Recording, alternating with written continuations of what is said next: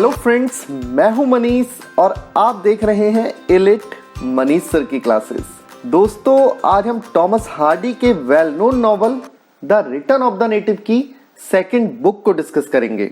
इस नॉवल से रिलेटेड पिछले वीडियोस के लिंक्स आपको डिस्क्रिप्शन बॉक्स में मिल जाएंगे। So without further delay, let's begin our today's class.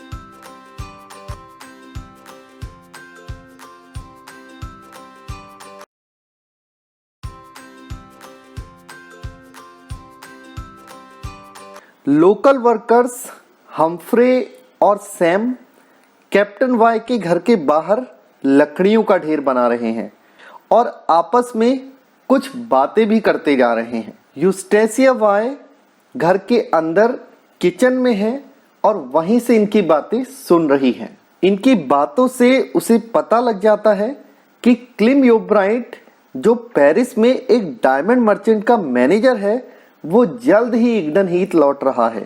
इसी बीच हम्फ्रे एक कैजुअल रिमार्क करते हुए कहता है कि उसे लगता है कि यूस्टेसिया और क्लिम की जोड़ी बहुत अच्छी लगेगी।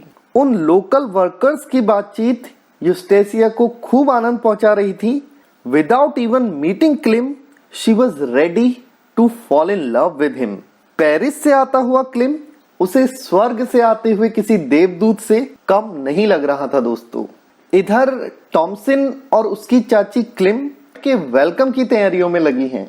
मिसेज योब्राइट टॉमसिन से पूछती हैं कि अगर तुझे क्लिम पसंद हो तो तुम्हारा मिलन एक सुंदर मिलन होगा, लेकिन थॉमसिन ये कहते हुए मना कर देती है दोस्तों कि अपने सम्मान के वास्ते वो मैरिज तो वाइल्डिव से ही करेगी। She says he wished to marry me and I wish to marry him।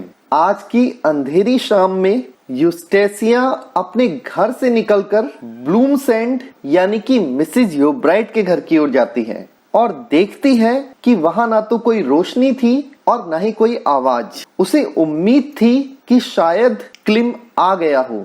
निराश होकर जब वो वापस अपने घर स्टोवर नेप की ओर लौट रही थी तो कुछ लोग उसे सामने से आते हुए दिखाई दिए। वे लोग क्लिम, थॉमसिन और मिसेज योब्राइट थे। उनमें से किसी ने यूस्टेसिया को गुड नाइट कहा।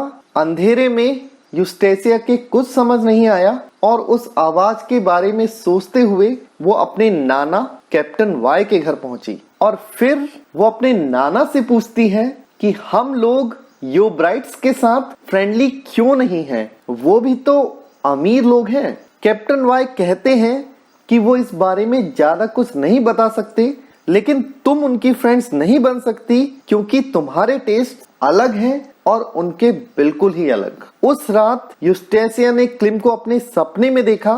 वह 4 दिन तक क्लिम को देखने के लिए एग्डन हीथ में घूमती रही, परंतु उसे सफलता नहीं मिली।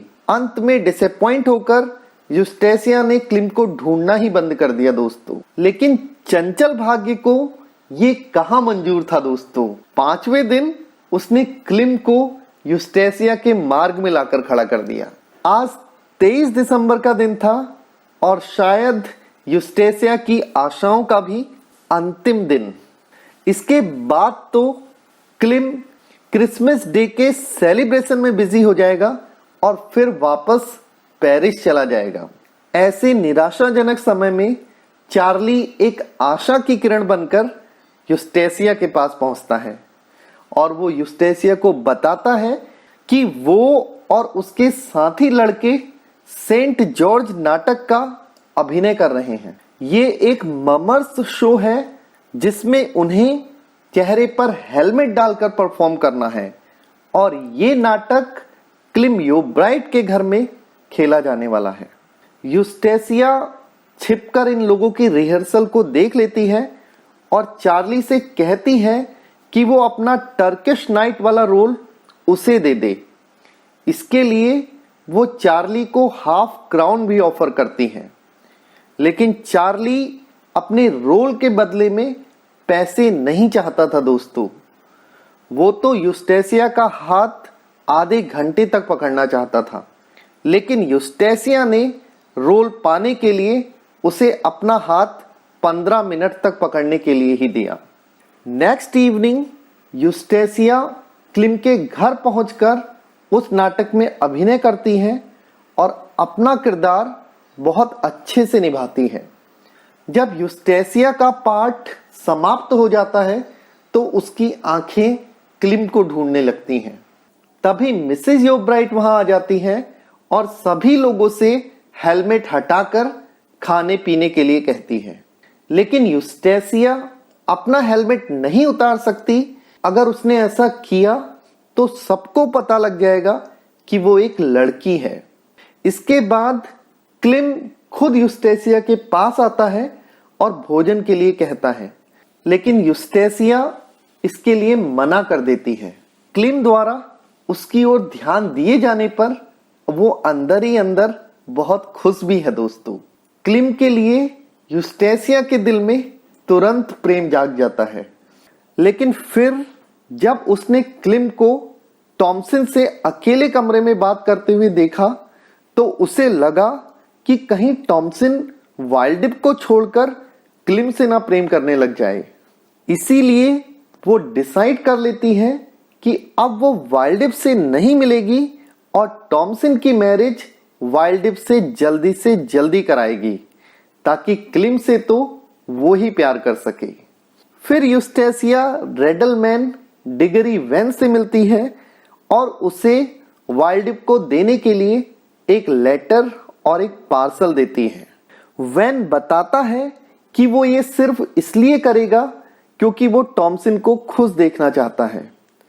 जब यूस्टेसिया उससे पूछती है कि क्या तुम टॉमसिन से मैरिज नहीं करना चाहते, तो वो कहता है कि वो टॉमसिन से बहुत प्रेम करता है, लेकिन टॉमसिन तो वाइल्डिप को पसंद करती है और उसकी खुशी में ही मेरी खुशी है।